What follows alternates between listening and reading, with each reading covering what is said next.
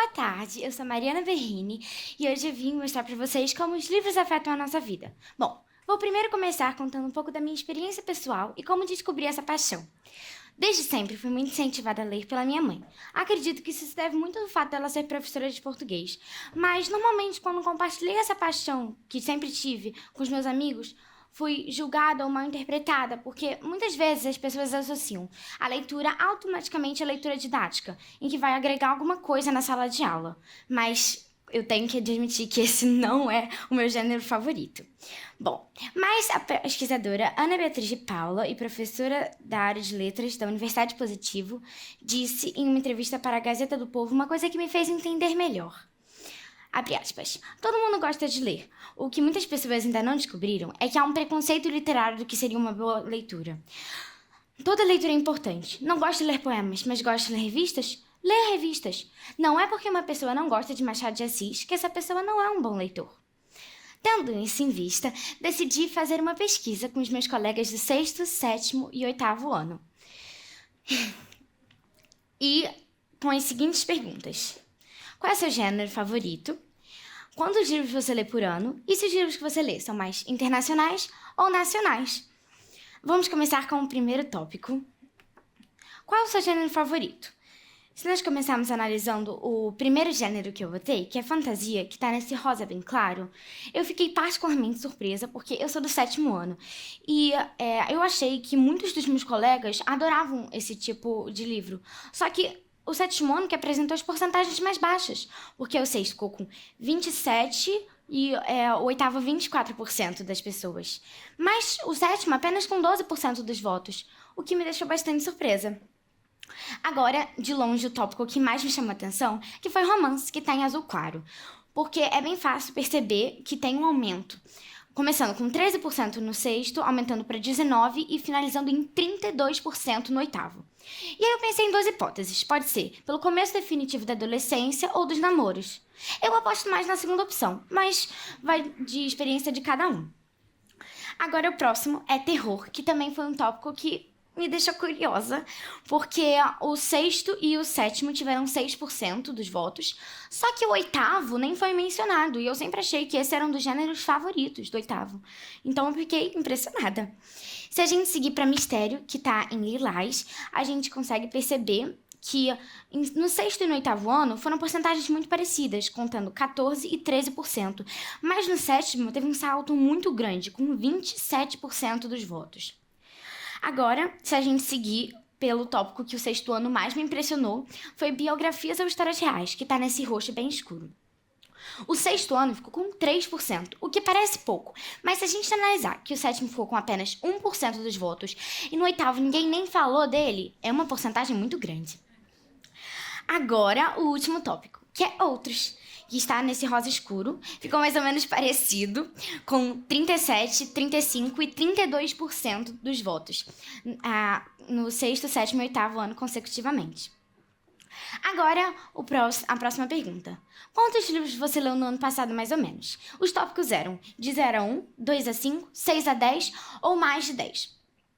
O primeiro foi de 0 a 1, que está em verde, que o 6º ano apenas 10% das pessoas disseram que essa era a sua média, enquanto no 7º, 25% das pessoas disseram, e pasmem, no 8º, 34% das pessoas disseram que essa era a sua média. Eu achei um número muito grande.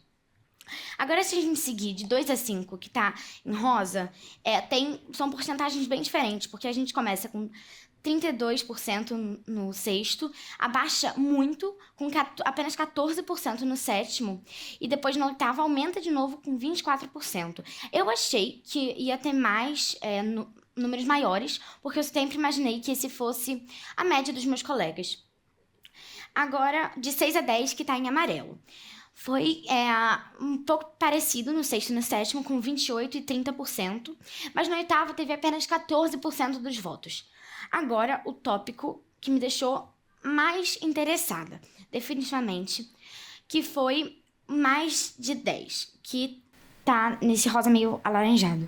No sexto ano começou com 30%, depois aumentou para 32% no sétimo e no oitavo teve 23%.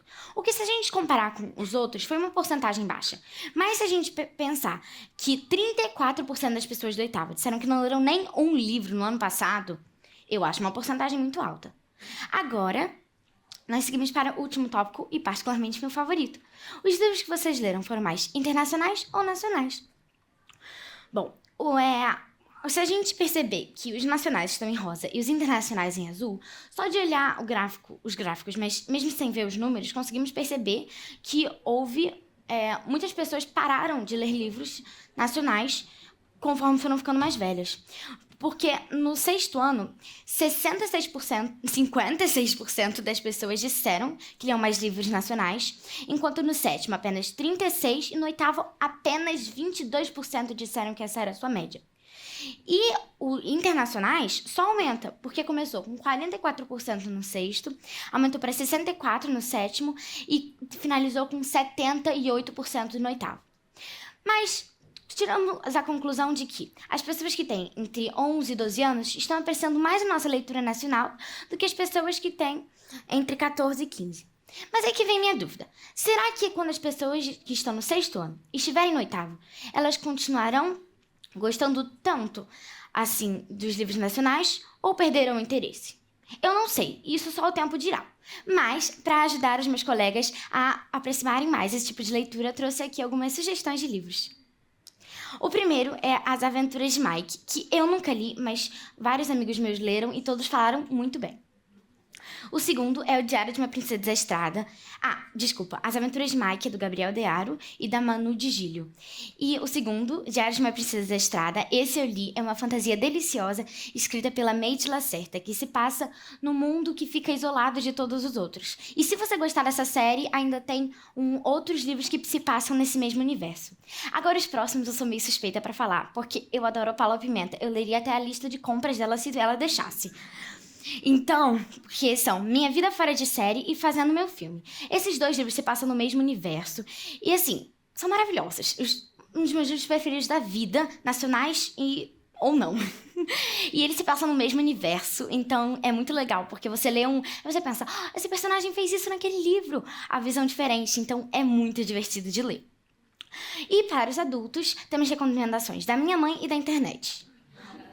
O primeiro é O Jantar Secreto, do Rafael Montes. E depois, O Xangô de Baker Street, do Jô Soares.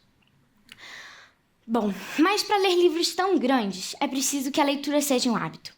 Então, aqui vão algumas dicas.